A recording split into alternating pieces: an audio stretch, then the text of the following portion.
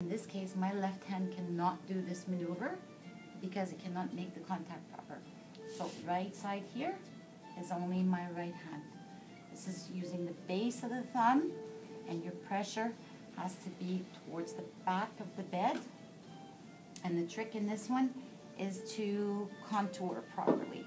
When you get down at the bottom of the trap, there's no more circles going on anymore. So it's a straight push, and the thrust is still from the base of the thumb.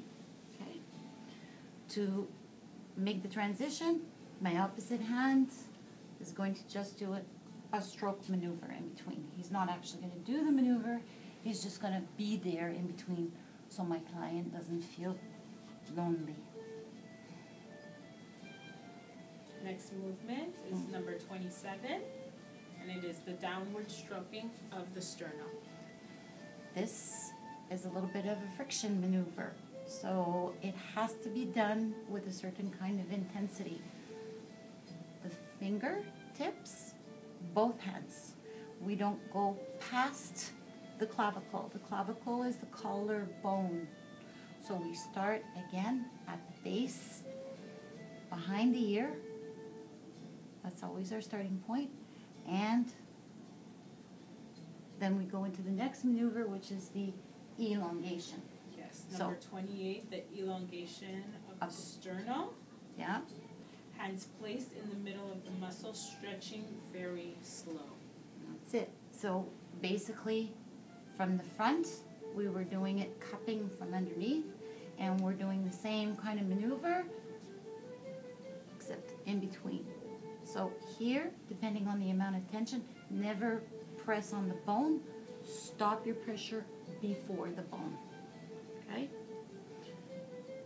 And then the last one. Number 29, the mobilization of the deltoid and clavicle. So, I'm coming in, I'm picking up my client's arm, I'm making sure that she's nice and loose as a goose, and she is. So where am I going? My fingertips, I'm going to find the back of the shoulder blade.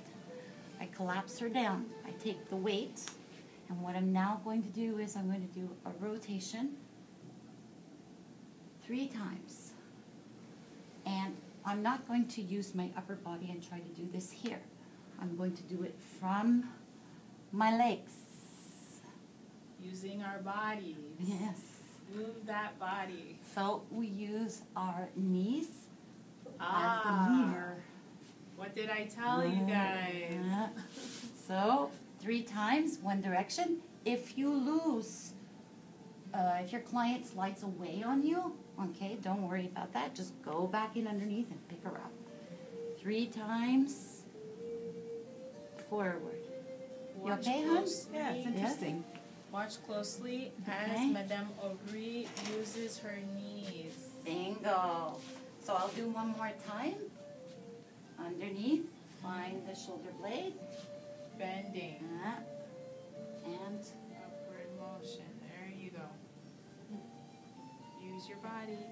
my back, my arms, my shoulders are doing nothing. Everything in that part is locked. So the only part that's moving is down below. It's my thighs and my legs that are working. All the rest is just holding her in a fixed position. So that way we don't get tired, we keep our strength. So when we finish this side, we cover a little bit our clients so that they kind of, we can do a little tucky thing in there too. It sort of lets them know that we're done, because remember, we're not talking with verbally as we're doing now. We're talking to our clients through our body language. This, without having said anything, just like we do with our children, we're indicating that, okay, you're tucked in for the day or the afternoon or the evening. So probably this angle, I don't think we're in a good position. So we're gonna pull the bed out. And how did we say on the other side now? From left side to right side? Yes.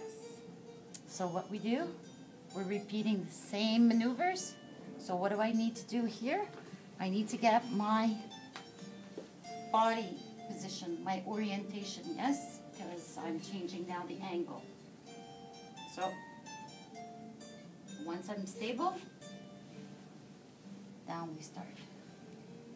Circular effleurage, the sternum, and the trap. Both hands are going to do this maneuver because both hands can, and because both hands can access the muscle and the area properly. That's maneuver number... That is maneuver number 24. 25, circular effleurage of the sternal alternating sides. Bingo. So, the next one after is the circular effleurage using the sternocleidos. Circular effleurage of the sternal using the thinner eminence. Base of the thumb. Downward pressure. That's it. So down and to the back.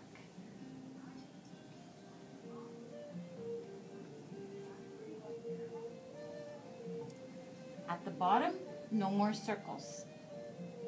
Just a straight push. So, circle.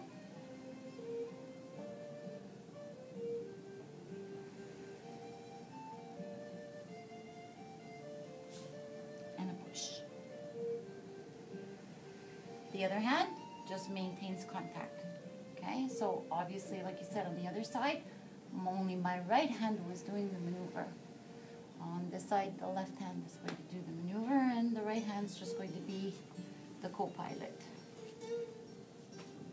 After that one is the downward stroking of the sternal. So friction.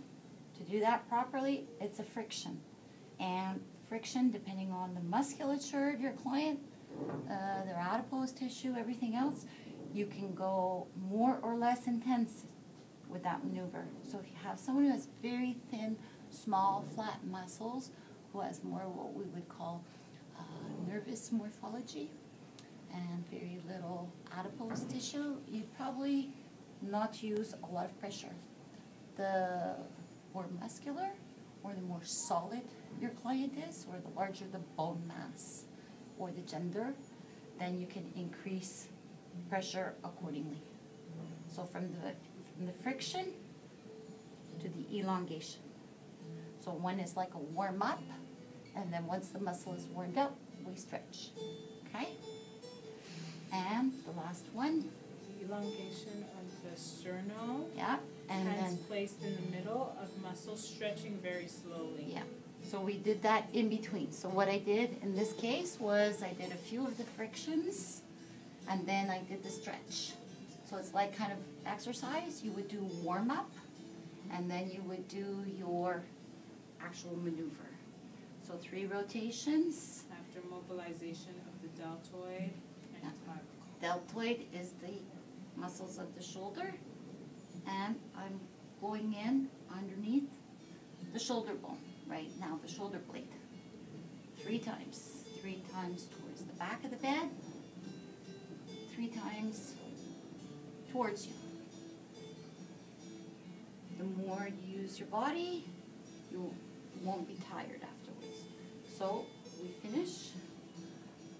Again, too, my client knows by the contact that we finished those areas. The last maneuvers now Yes. are the we're cranium going and the scalp. Yes, we're So- going into the mobilization of the cranium and cradle. So what we want to do, this underneath, and we have, if you take your hands and you feel to the back of your head, you'll notice that you have 2